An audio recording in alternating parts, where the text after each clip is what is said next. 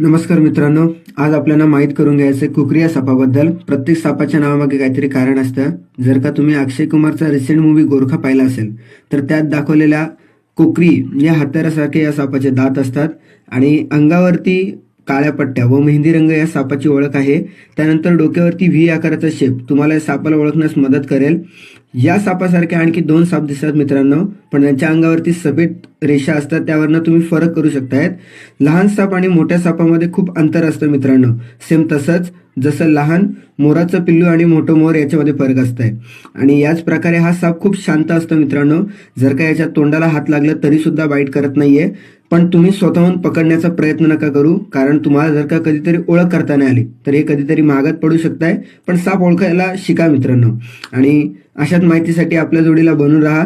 जर का तुम्हाला आणखी माहिती घ्यायची असेल तर नक्कीच आपल्या यूट्यूब चॅनलला भेट द्या.